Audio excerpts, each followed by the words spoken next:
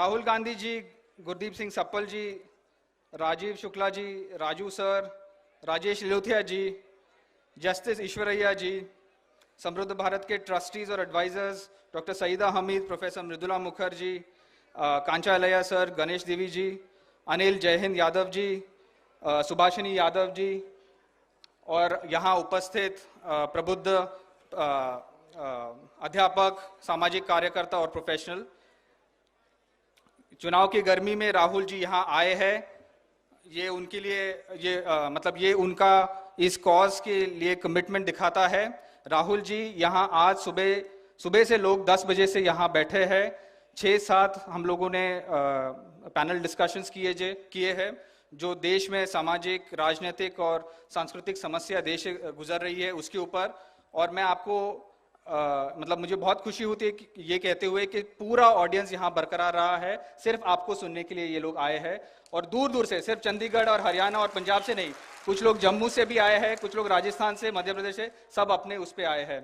राहुल जी और हमारे जो यहाँ साथी है उनके लिए बस ये जो आज के जो पैनल डिस्कशंस हुए उसका एक छोटा सा सारांश मैं प्रस्तुत करना चाह रहा हूँ। आज जो हमारे कुछ नियम और मूल्य है, विधि के नियम जो हमारे रग रग में बसे हैं, सामाजिक ऐसे ही एक नियम है जो सामाजिक नियम बन चुका है, जो पिछले कई 75 सालों से हम लोग उसका लागू कर रहे हैं, वो है बंधुत्व का, जिसको गौतम बुद्ध और बाबा साहेब अम्बेडकर ने मैत्री कहा था, जो उपनिषद में उसको वसुधैव कुटुंबकम कहते हैं और जिसको आम भाषा में हम लोग गंगा जमुनी तहजीब कहते हैं। बंधुत्व का आधार करुणा, गरिमा और समता है। इसीलिए हमने आज सारे जो पैनल डिस्कशंस किए हैं ये बंधुत्व, करुणा, गरिमा और समता पे किए हैं, क्योंकि इतने सारे समुदाय, इतने सारे प्रांत और इतनी सारी विविधताओं को एकजुट बनाए रखना और कंस्ट्रक्टिवली चैनलाइज करना, इसके लिए और कोई रास्ता है ही नहीं। और एक और नियम जो है, जो पिछले 75 सालों में हर सरकार ने इसका पालन किया है, वो ये है कि सरकार इतनी सारी विविधताओं के बीच निष्पक्ष रहेगा और सबको बराबरी का अवसर देगा। ये दोनों मूल्यों का पालन ही भारत की प्रबुद्धि, समृद्धि और उन्नति का राज है। लेकिन आज हम सब जानते हैं, इतने सारे पैनल डिस्कशंस हुए हैं, सब ने इसका एक अपने अपने तरीके से इसका वर्णन किया है। देश के अन्य समुदायों को आज बांटा जा रहा है, पूरे चुनाव में बंटवारा होता रहा है, प्रांतों के बीच द्वेष की भावनाएं प्रकट की जा रही है, प्रोत्साहित की जा रही है। जो कल्याण की योजनाएं जो पिछले 75 सालों में लागू किए थे, खास करके दलित, आदिवासी, ओबीसी, डीएनटी, नोमैडिक ट्राइब्स और अल्पसंख्यकों के लिए, उन्हें नष्ट किया जा रहा है और सरकार जवाबदेही से बार बार बचती है।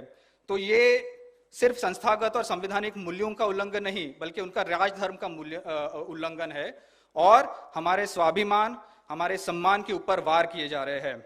जो आज आर्थिक, सामाजिक और राजनीतिक समस्याओं से देश गुजर रहा है, उसके लिए ये साफ है, उससे ये साफ है कि ये जो चुनाव है ये सिर्फ एक नए संसद के लिए नहीं है, बल्कि हमारे संविधान के लिए है, उसको बरकरार रखने के लिए और उसको बढ़ाने के लिए।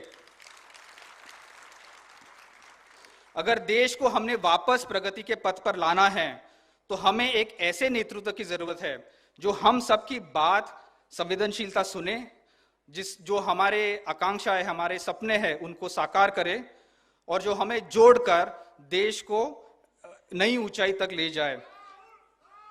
आज कोई शक नहीं है, ना मुझे, ना आपको, ना देश भर में जितने भी प्रगतिशील ताकतें हैं जो संविधान में आस्था रखते हैं, आज किसी को शक नहीं है कि इस मिशन का शीर्ष सेनापति कौन है। जिस मार्ग पर गांधी जी, पंडित नेहरू, बाबा साहेब फूले जी, कबीर और रविदास जी चले थे, राहुल गांधी आज उस पथ पर चल रहे हैं। ये बिल्कुल ही राजनीति नहीं कर रहे हैं, बल्कि लोक नीति और देश नीति कर रहे हैं। और ये इनकी अकेले की जिम्मेदारी नहीं है, हम सबकी जिम्मेदारी है कि उनको हम प्रोत्साहन दें, उनका हम लोग बल बनाए हैं। इसीलिए हम लोग ये संविधान सम्मेलन कर रहे जा रहे हैं। मैं अपने इसी दोनों शब्द से मैं अपनी बात खत्म करता हूं। अब मैं आमंत्रित करता हूं कि डॉक्टर गणेश देवी जी यहां आए और अपने मंच पर दो अपने शब्द कहे। सर।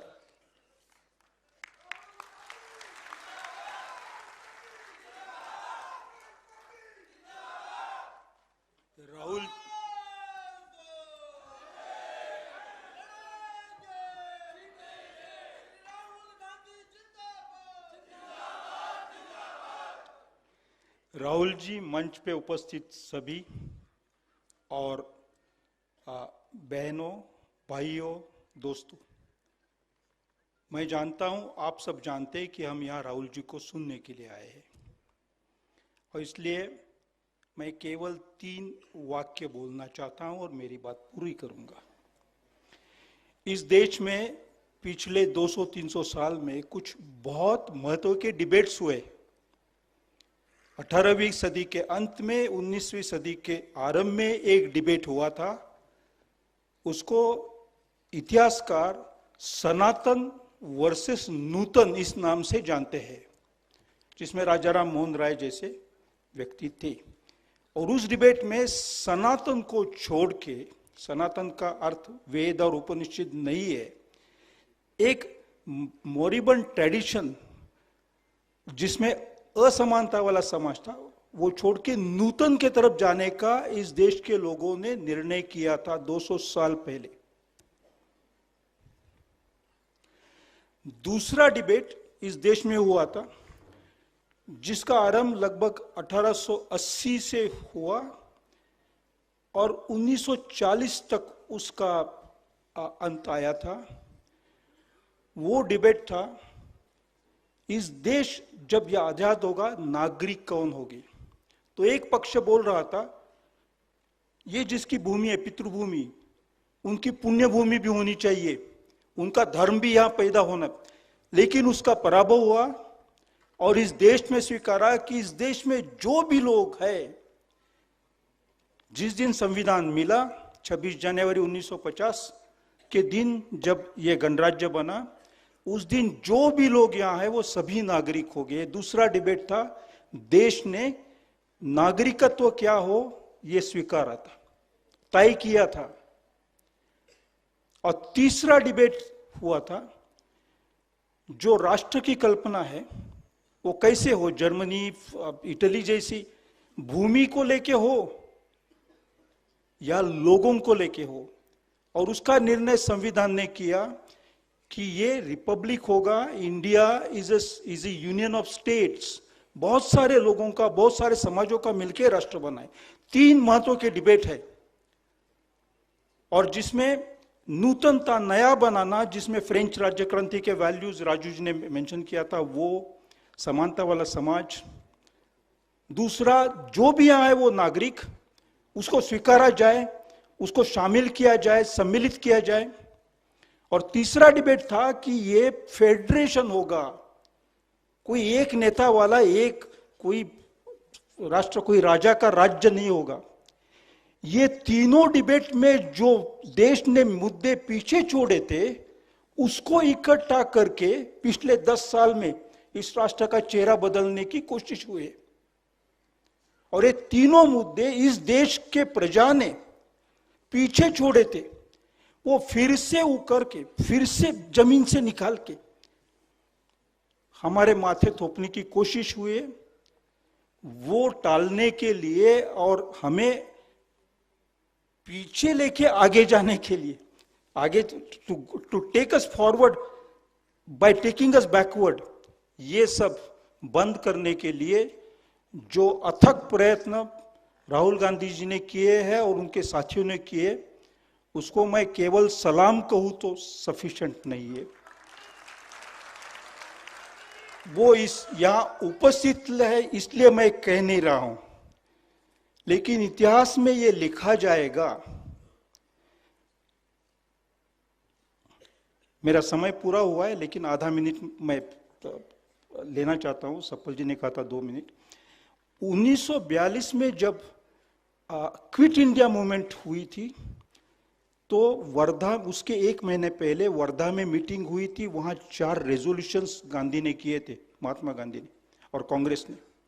और वो जो 4 रेजोल्यूशंस थे, मैं सभी रेजोल्यूशंस नहीं कहना चाहता हूं, उसका जो स्पिरिट था क्विट इंडिया मूवमेंट के 4 वर्धा में, ये अगस्त में मूवमेंट शुरू हुई ऐसा माना, जुलाई में ये मीटिंग हुई थी। उसका स्पिरिट इस व्यक्ति के जिंदगी में, सोच में और व्यवहार में मैं देख रहा हूं। और इसलिए मेरा जन्म हुआ उसी साल में इस देश को संविधान मिला 1950। मैं सोच रहा था कि शायद मेरे मरने के पहले इस देश को फिर से वो स्पिरिट जागरूक होते हुए मैं देखूंगा। तो मुझे बड़ी आशा है, बदलाव हो चुका है, आ रहा है नहीं, बदलाव हो चुका है।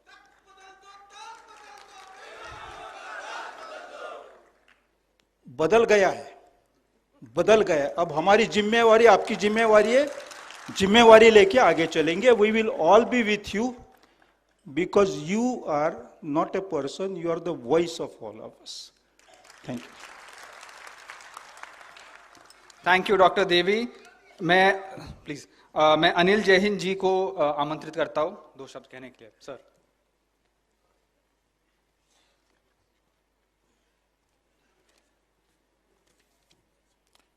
धन्यवाद सतीश देशपांडे जी।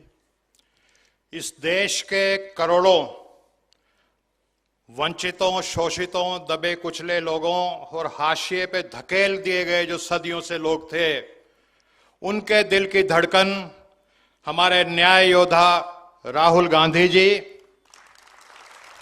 मंचासीन सभी महानुभाव और मेरे सामने इस ऑडियंस में मैं देख रहा हूं तमाम कोने कोने से आए जो संविधान के योद्धा हैं, आप सबको मेरा जय संविधान, जय हिंद। साथियों, हमारे इतिहास की 4 तारीखें स्वर्ण अक्षर से लिखी गई हैं। 31 मार्च 1931 जब कराची में कांग्रेस का अधिवेशन होता है और उसमें एक प्रस्ताव पास होता है कि देश जब भी आजाद होगा, देश के सभी नागरिकों को, चाहे वो किसी भी जाति के हों, चाहे वो किसी भी धर्म के हों, चाहे वो किसी भी क्षेत्र के हों, भाषा के हों, गरीब हों, अमीर हों, साक्षर हों, निरक्षर हों, उन सबको बराबर का सिविल राइट्स, फंडामेंटल राइट्स दिया जाएगा। और वो इस देश में तय करेंगे कि इस देश का हुक्मरान कौन होगा। सबको बराबर का वोट का अधिकार होगा और सबकी इक्वल वैल्यू हो गई। देश आजाद होता है 15 अगस्त को। महात्मा गांधी, पंडित जवाहरलाल नेहरू, मौलाना आजाद, सरदार पटेल आपस में मंत्रणा करते हैं कि जो हमारा संविधान का प्रस्ताव पास हुआ था, अगर उसको जमीन पे उतारना है, धरती पे उतारना है, उसको साकार करना है उस सपने को, तो वो कौन शख्सियत है जिसको संविधान सभा का अध्यक्ष बनाया जाए।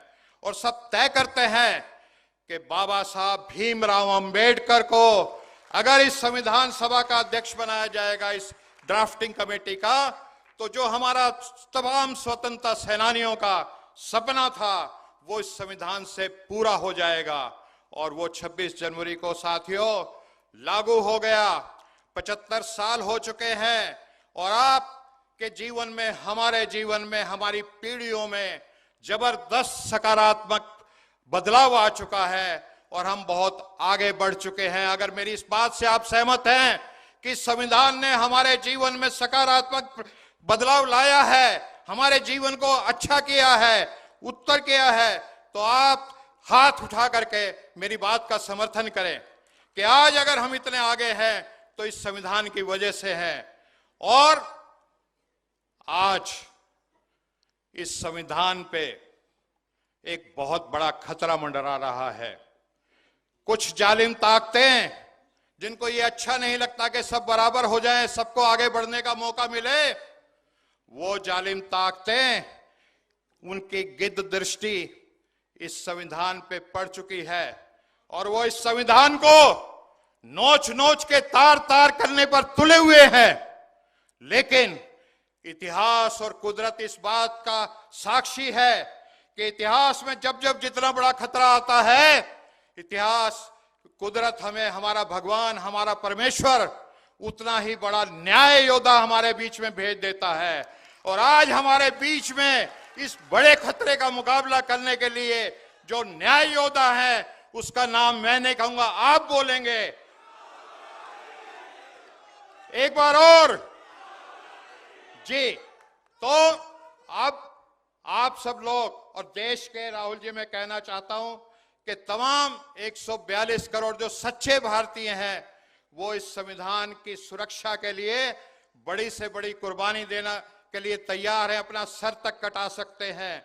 और आज हम शहीद आजम भगत सिंह, शहीद उधम सिंह जी को याद करते हुए ये उनकी जो एक वाणी होती थी कि वक्त आने पर बता देंगे तुझे आसमां, हम अभी से क्या बताएं क्या हमारे दिल में है। सरफरोशी की तमन्ना अब हमारे दिल में है, देखना है जोर कितना बाजुए कातिल में है। ये जो कातिल संविधान के ये उनके लिए है, और हम सब राहुल जी की रहनुमाई में, इनकी क़यादत में, इनके बहादुर नेतृत्व में, इन्होंने जब से कहा है कि डरो मत, हम सबको एक बबर शेर बना दिया है और हम बड़ी से बड़ी कुर्बानी देंगे, लेकिन संविधान के एक पन्ने पे खरोंच भी नहीं आने देंगे। ये हमारा प्रण है। जय संविधान, जय हिंद। Thank you Anil. जय हिंद सर। मैं जस्टिस ईश्वरैया को आमंत्रित करता हूं सर, प्लीज प्लीज।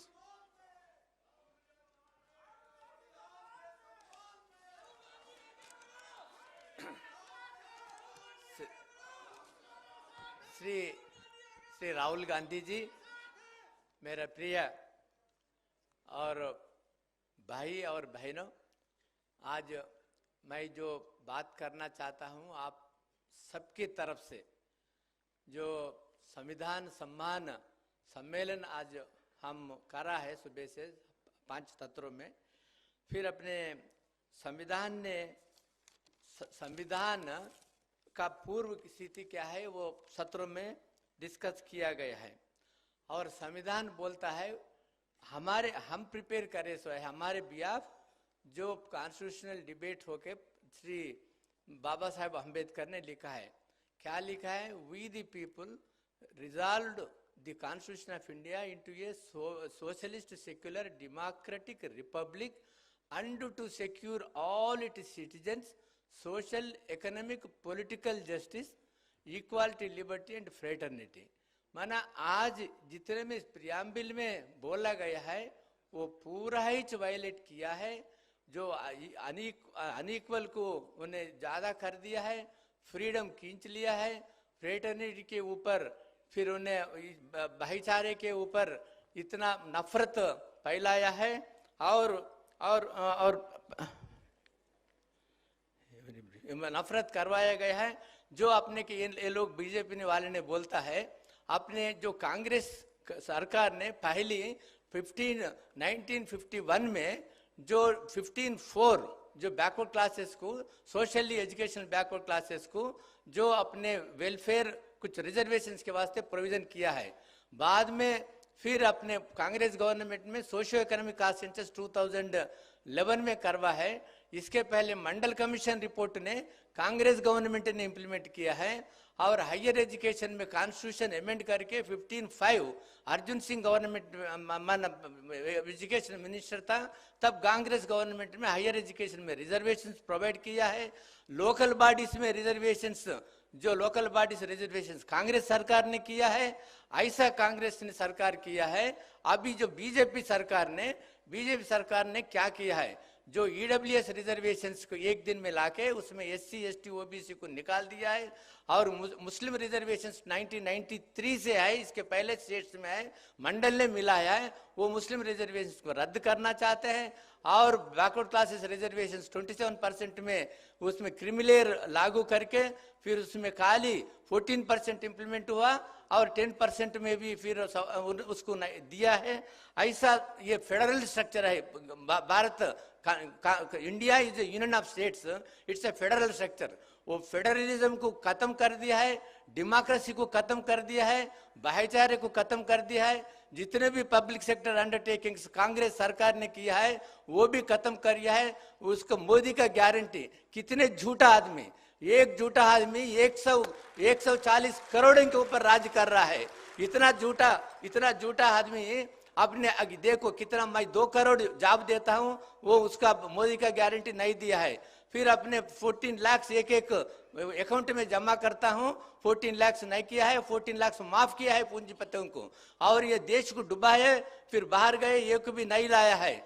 फिर अपने बेरोजगार बढ़ गया है, कास्ट ऑफ लिविंग बढ़ गया है। अपने पूरा रिसोर्सेस अदानी अंबानी की, जी राहुल जी बोले वैसा खाली थोड़े ही लोगों को दिया है। आज राहुल जी आप जो न्याय अपने सामाजिक न्याय माना, सामाजिक न्याय is a soul of the constitution. आपने जो सामाजिक न्याय के वास्ते, हिस्सेदारी के वास्ते, जाति जनगणना के वास्ते पूरा जो एग्जीक्यूटिव, लेजिस्लेचर, जुडिशरी में सबको जो हिस्सा, जो भारत सबकी हर एक बड़ा पूंजीपति है तो उसका गूंगे लूंगे पढ़ाई अनपढ़ के सबको इक्वल हिस्सा देता है फैमिली। ये राज्य में भी सबको हिस्सा होना चाहिए, ऐसा हिस्सा की बात करना है। उस वास्ते हम पूरा भारत के करोड़ों को दिल में है, आप सबके प्यारे हैं, आप इतना दुआएं दे रहा है, उस वास्ते आप रात दिन काम कर रहा है। फिर आपके ऊपर अभी भी बोलता, राहुल बोलता, हमारे प्रिय राहुल है, हमारे नेता राहुल है, अपने अच्छी दिन आने वाले हैं। वो अच्छी दिन गया, अपने बुरी दिन आ गया, बेटी पढ़ाओ, कितनी आश्वासन, पूरी झूठे आश्वासन है। उस वास्ते हम आपके साथ है, कंधे कंधे पे मिला के हम अपने जो सामाजिक न्याय इतने लोग कर रहे हैं। मैं I am a chief justice था, all India backward class federation मैं फाउंड किया, मैं जस्टिस वीरेंद्र सिंह यादव ने सोशल रिवोल्यूशन किया है, मैं हरियाणा, पूरा भारत में हमारे स्टेट्स है, हम जिंदगी समर्पण करके सामाजिक न्याय का अपने प्रोटेक्शन करने के वास्ते काम कर रहा है। नमस्कार, जय संविधान, जय Bhim. Thank you justice Eshwaraiah. मैं Kancha sir, if you could please make your intervention very briefly.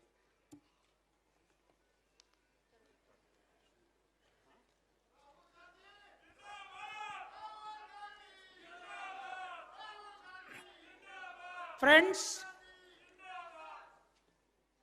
on 25th of this month, Punjab and Haryana are going to vote. And in this election, दो लोग बैटलफील्ड में,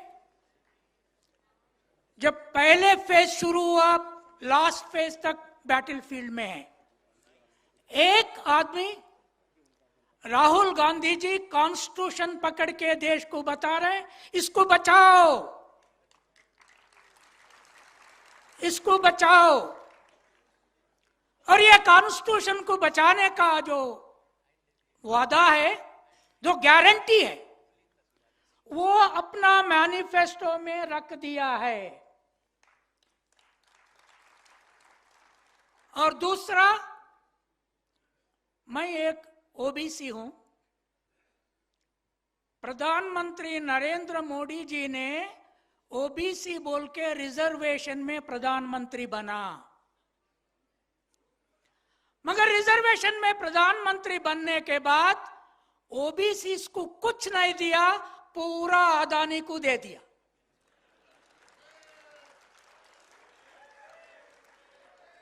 क्या अदानी ओबीसी है क्या? बोलिए आप लोग, क्या अदानी ओबीसी है क्या? क्या अदानी कभी हल चलाए क्या? क्या अंबानी क्या ओबीसी है क्या? नहीं, ओबीसी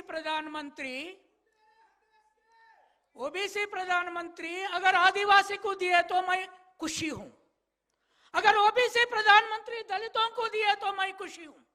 अगर ओबीसी प्रधानमंत्री ओबीसी को देना उसका रेस्पॉन्सिबिलिटी था, हमको छोड़ के अदानी को, अंबानी को पूरा दिया।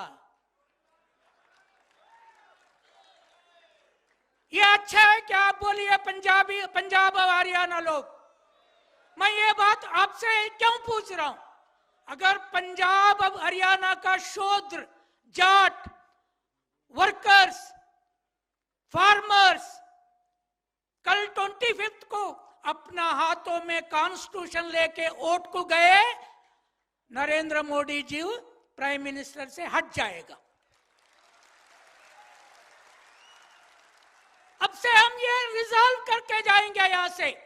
मैं तो अब रिजॉल्व कर लिया, एक ओबीसी प्रोफेसर, मैं ये कॉन्स्टिट्यूशन के लिए वजह से और अंबेडकर के वजह से मैं प्रोफेसर बना, नहीं तो मैं एक शेपर्ड बोल के एक शीप के साथ रहता था, मैं प्रोफेसर बना, उन्हें प्राइम मिनिस्टर बना, मगर मुझे कुछ नहीं दिया और ये कॉन्स्टिट्यूशन को बर्बाद करने के लिए प्लान किया।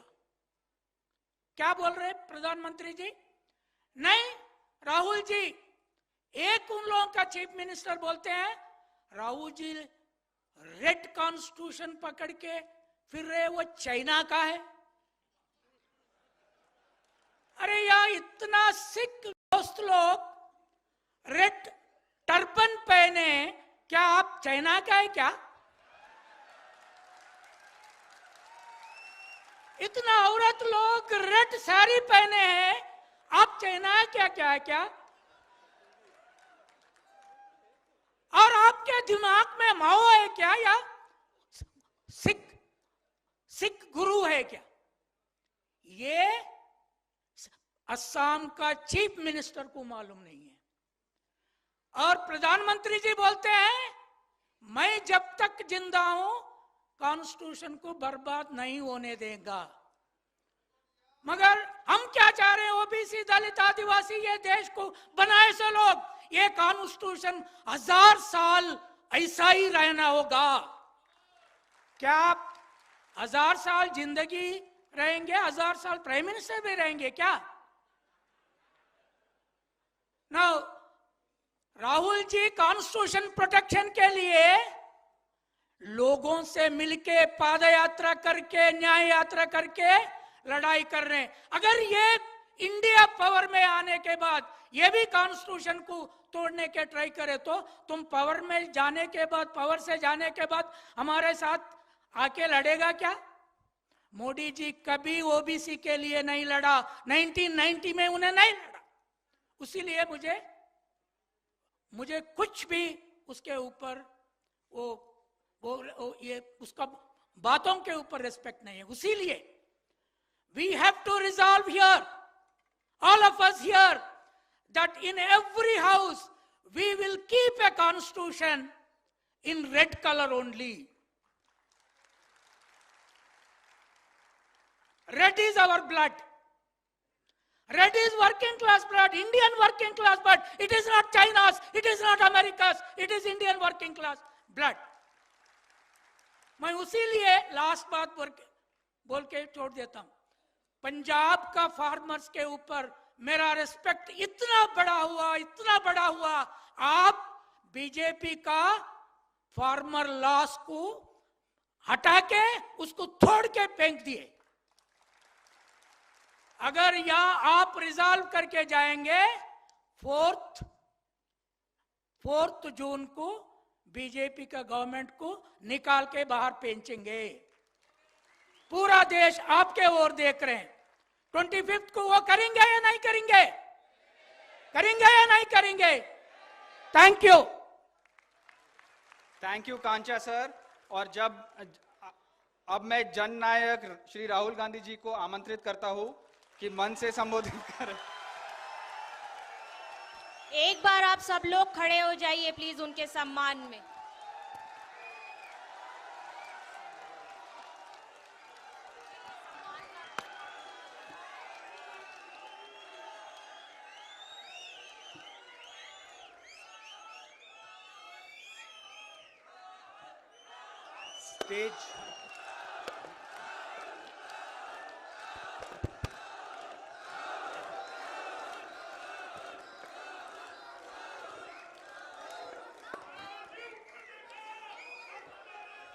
स्टेज पे वरिष्ठ लोग,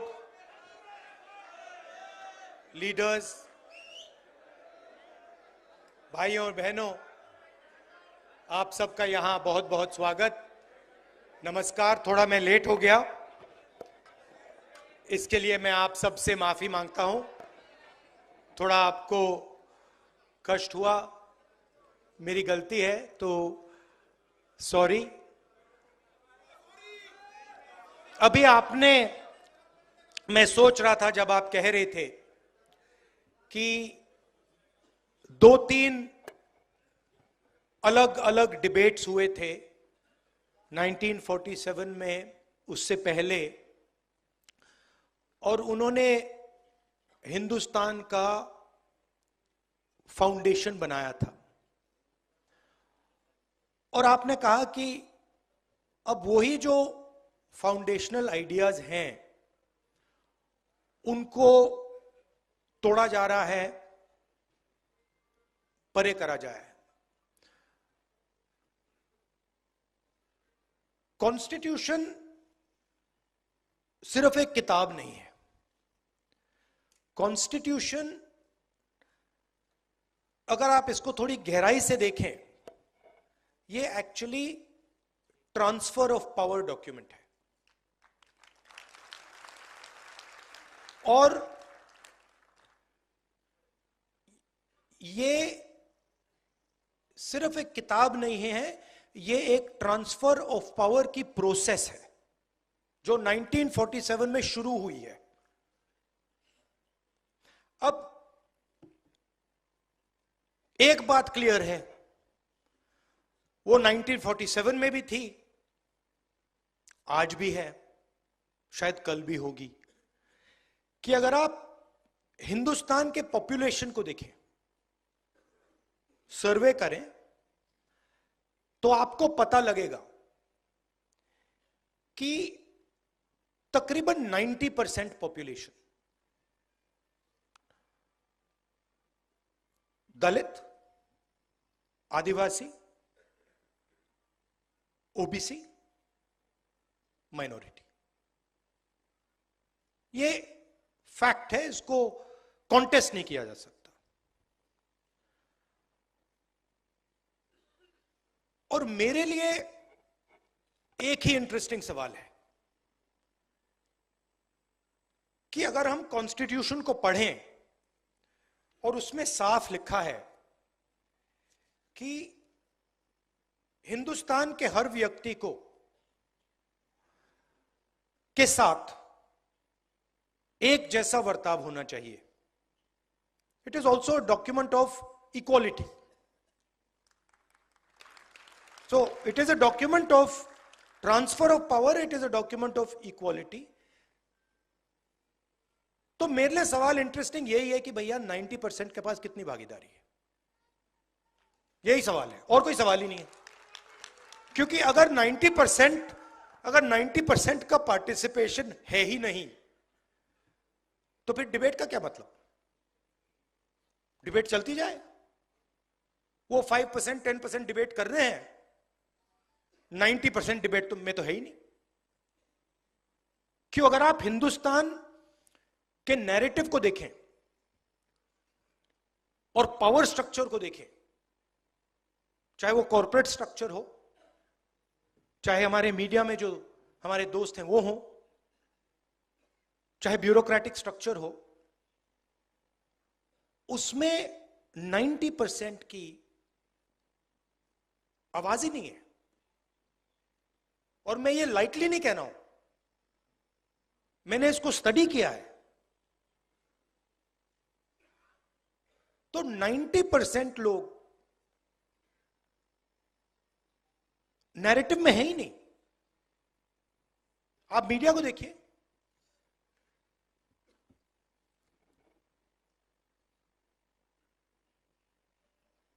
किसान के भी आपने कभी बात देखी है मीडिया में? कभी देखी आपने? बढ़ाई की देखी? मजदूर की देखी? नाई की देखी? जो सफाई कर्मचारी हैं उनकी बात देखी? नेवर। मतलब ऐसा चल रहा है कि ये 90% है ही नहीं। अब इसका आइडिया था कि ये जो 90% हैं, ये डिबेट में शामिल हो, इनको डिबेट के औजार मिले, इनको भागीदारी मिले, इनको पार्टिसिपेशन मिले।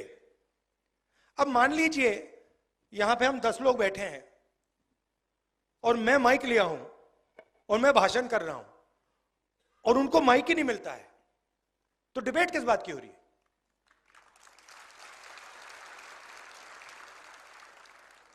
तो मेरा कहना है डिबेट के लिए भागीदारी चाहिए,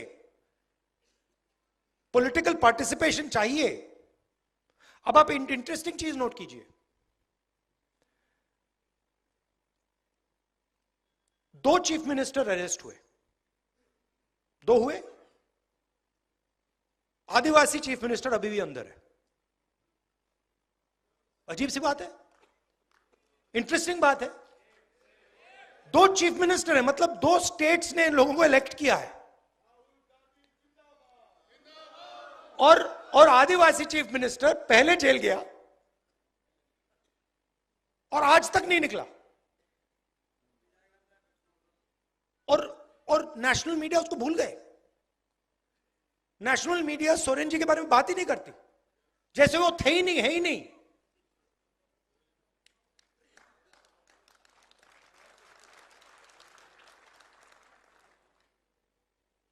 मायावती जी भ्रष्ट हैं, मगर नवीन पटनायक भ्रष्ट नहीं है। लालू जी भ्रष्ट हैं। बड़ी इंटरेस्टिंग बात है, मतलब ऑटोमेटिकली फ्रेमिंग हो जाती है। कोई ट्राइबल, आदिवासी हो, दलित हो, पिछड़ा हो, उसकी फ्रेमिंग हो जाती है कि ये भैया ये है, और 2 अलग अलग कानून चलते हैं, रूल्स चलते हैं। मैंने कल कहा, Uber driver, truck driver, bus driver गलती से अगर एक्सीडेंट कर देते हैं, किसी को मार देते हैं, एकदम उनको पकड़ के 10 साल की जेल हो जाती है, चाबी फेंक देते हैं। पुणे में 17 साल का बच्चा शराब पी के पोर्श गाड़ी चलाता है, 2 लोगों को मार देता है, और उससे कहा जाता है कि आप ऐसे लिखिए, ऐसे लिखिए। अच्छा भाई, अगर वो ऐसे लिखेगा तो ट्रक ड्राइवर से भी ऐसे लिखाओ, बस ड्राइवर से भी ऐसे लिखाओ, टेम्पो ड्राइवर से भी ऐसे लिखाओ। तो और 2 भाषाएं चल रही हैं, 2 अलग अलग भाषा। मैं आपको उदाहरण देता हूं। एक दिन मैंने कॉन्स्टिट्यूशन क्लब में एक भाषण कर दिया, पता नहीं आपको याद है नहीं। उसमें मैंने कहा, एस्केप वेलोसिटी की बात की, याद है आपको? मैंने कहा कि देखिए, जो दलित कम्युनिटी है हिंदुस्तान में, भारत में, सॉरी गलती, भारत में, जो भारत में दलित कम्युनिटी है, ओबीसी कम्युनिटी है, ट्राइबल कम्युनिटी है, इन पर ऑटोमेटिकली दूसरा प्रेशर लगता है, मतलब शुरुआत से ही। और मैंने एस्केप वेलोसिटी का एग्जांपल दिया। इंटरेस्टिंग बात थी कि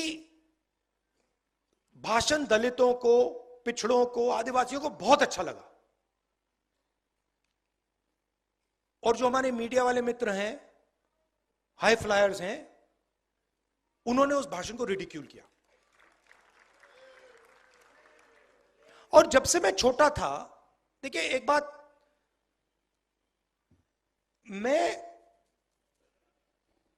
जब से मैं पैदा हुआ हूं, 1970 जून 19, तब से मैं सिस्टम के अंदर बैठा था। मैं सिस्टम को अंदर से समझता हूं। मुझसे आप सिस्टम नहीं छुपा सकते। कैसे चलता है, किसको फेवर करता है, किस प्रकार से फेवर करता है, किसकी रक्षा करता है, किसको अटैक करता है, यह सब मुझे मालूम है, दिखता है, क्योंकि मैं उसके अंदर से आया हूं। प्राइम मिनिस्टर हाउस में जब दादी प्राइम मिनिस्टर थी तब था, पापा थे, मनमोहन सिंह जी थे, तब भी मैं जाता था, तो मुझे सिस्टम अंदर से मालूम है। और मैं आपको कह रहा हूं, system is aligned against lower castes, मतलब भयंकर तरीके से, हर लेवल पे। आप कॉर्पोरेट सिस्टम देख लो, मीडिया सिस्टम देख लो, ब्यूरोक्रेसी देख लो,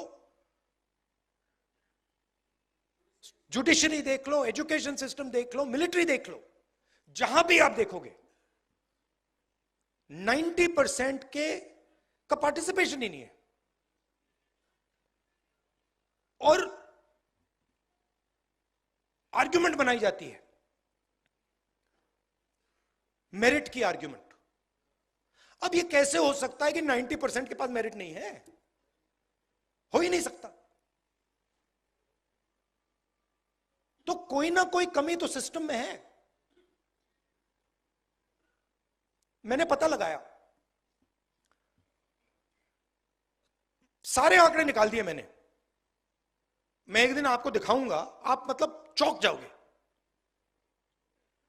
मीडिया में senior anchors, senior influencers, media owners, senior managers, एक दलित, एक आदिवासी, एक ओबीसी नहीं है। एक नहीं है। मैंने पूरी लिस्ट निकाली, एक नहीं मिला। फिर एक मीडिया का ओनर था, जानता हूं उसको, तो मैंने उनसे कहा कि देखिए एक बात बताइए, मुझे एक बात समझ नहीं आ रही। कहते हैं क्या?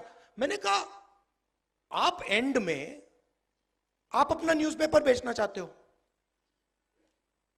आप अपना प्रोडक्ट बेचना चाहते हो? कहता है हाँ। तो मैंने कहा मुझे ये आप समझाओ कि 90% जो लोग हैं उनकी बात आप क्यों नहीं करते हो?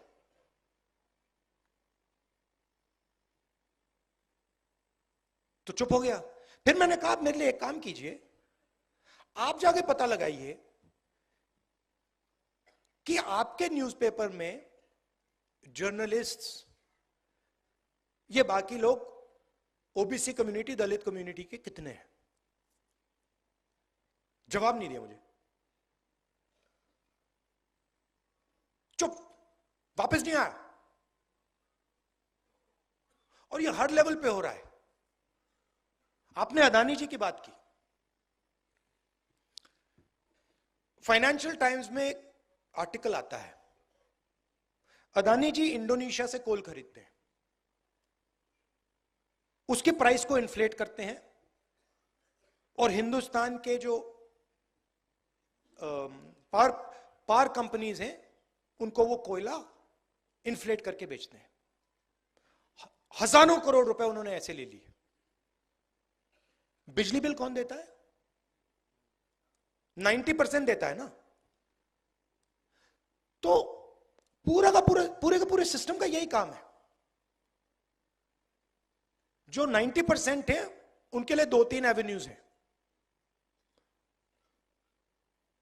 पहले पब्लिक सेक्टर हुआ करता था, उसको खत्म कर दिया। रेलवेज है, उसको खत्म कर रहे हैं। आर्मी में आप रिस्पेक्टेबल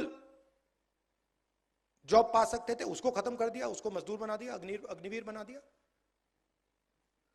और फिर आप मनरेगा देखिए, 90% की वहां पे आपको लिस्ट मिल जाएगी। मजदूरों को देखिए, वहां 90% मिल जाएंगे। और मेरे लिए फ्रैंकली अब ये पॉलिटिकल बात नहीं रही है। इसमें मुझे मतलब ये अब पॉलिटिकल, मेरे लिए पॉलिटिकल बात नहीं। मेरे लिए अब ये मिशन है, इसको मैं छोड़ूंगा नहीं।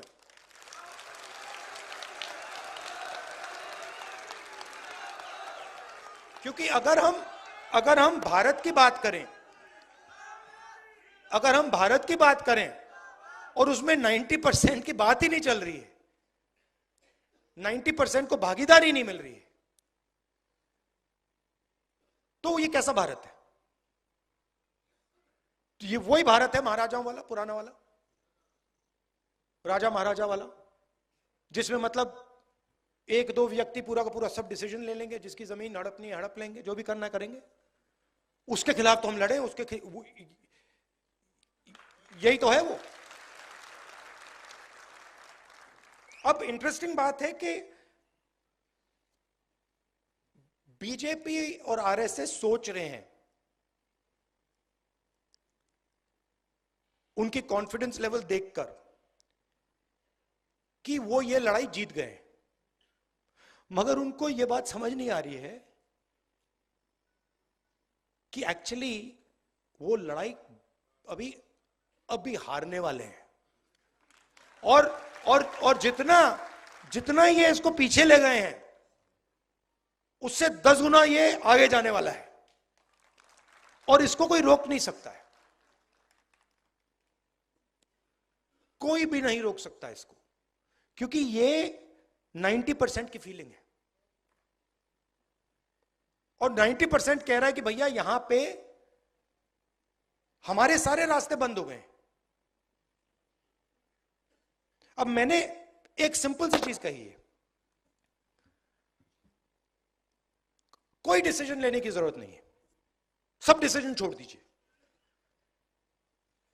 सबसे पहले डायग्नोसिस करते हैं।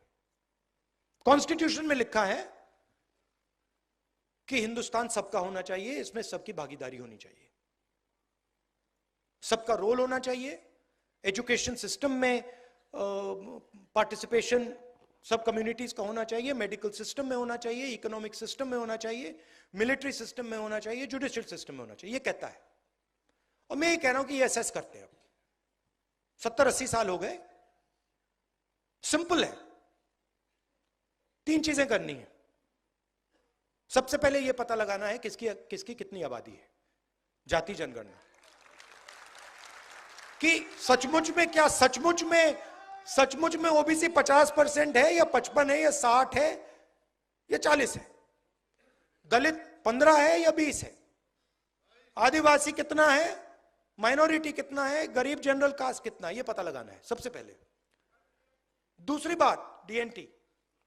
दूसरी बात, जो हमारी सारी की सारी संस्थाएं हैं, जुडिशरी हो, प्रेस हो, मीडिया हो, सारी की सारी संस्थाएं, उसमें हमें एक सर्वे करना है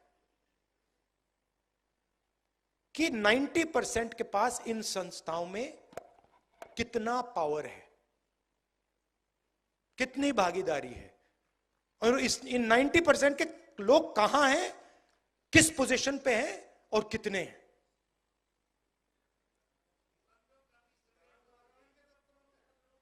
हाँ, यह दूसरी बात है। और तीसरी बात, इकोनॉमिक फाइनेंशियल सर्वे, कि हिंदुस्तान का जो धन है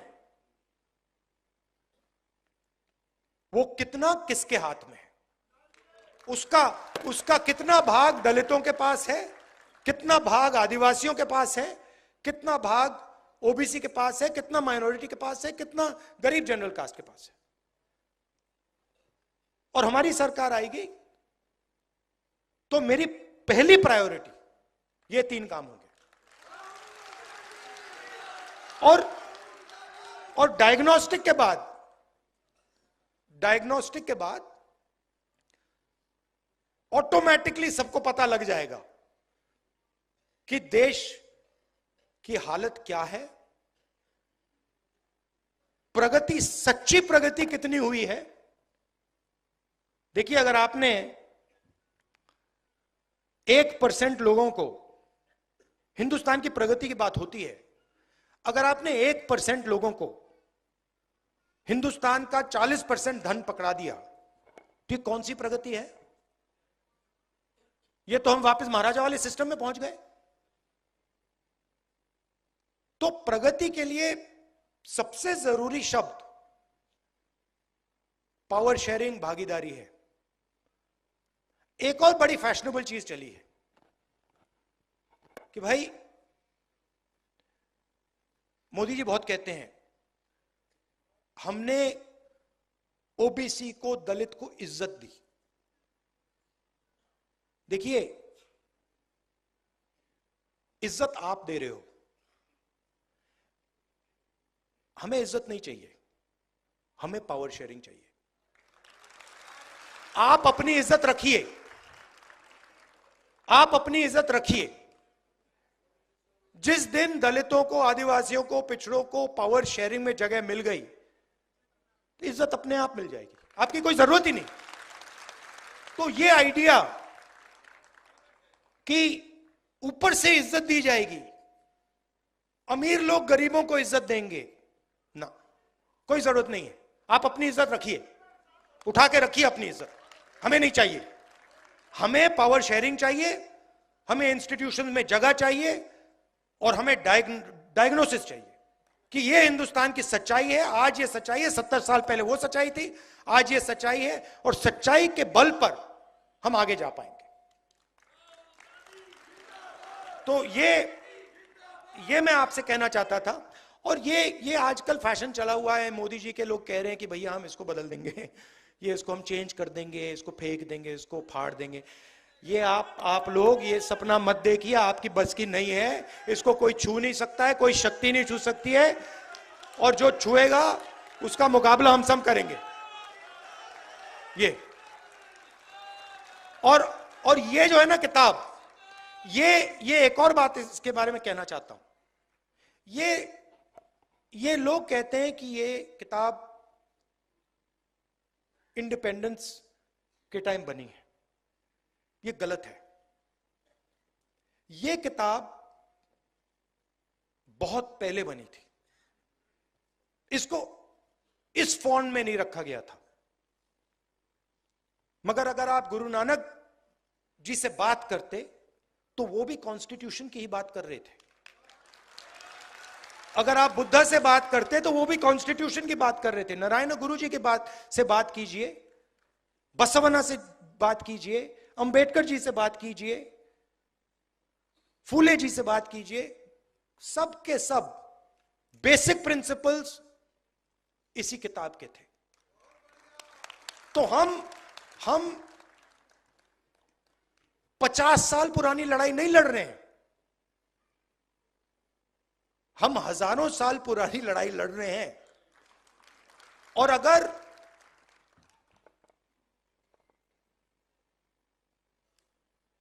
उनका एक विजन है, मोदी जी का, आरएसएस का, उनका एक विजन है, वो कहते हैं कि उनका हजारों साल पुराना विजन है, हमारा भी विजन है, और हमारा भी विजन हजारों साल पुराना है, और ये लड़ाई हजारों साल से चल रही है। तो ये मैं आपसे कहना चाहता था।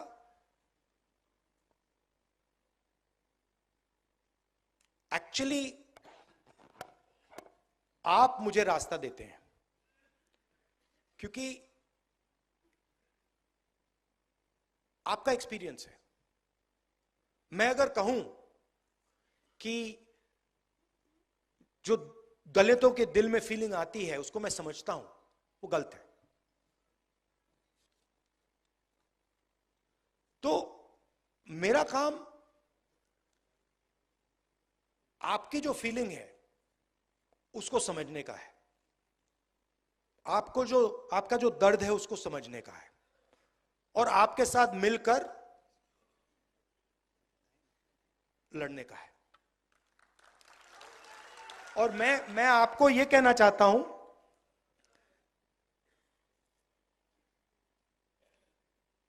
कि अभी इंटरेस्टिंग टाइम शुरू हो रहा है। मैं बता रहा हूं, ये इनको बात समझ नहीं आ रही है, बट जैसे वेव ऊपर बढ़ती जाती है ना, फिर गिरती है, ये बीजेपी का अब अंत आ रहा है, ये अंत आ रहा है, ये गिरेगी अब। और हमारा काम, हम सबका काम सीरियसली एक विजन बनाने का है, अगले 10 साल का, अगले 20 साल का भारत के लिए 90% का भागीदारी का विजन बनाने का है। शांति से, प्यार से, बिना नफरत, बिना गुस्सा, कि भैया ये हमारा प्लान है, इससे हम हिंदुस्तान के ज्यादा से ज्यादा लोगों को इस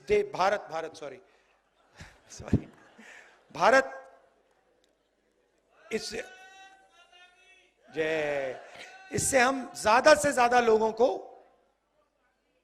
इस देश के प्रगति में, इस देश के फ्यूचर में हम शामिल कर सकें।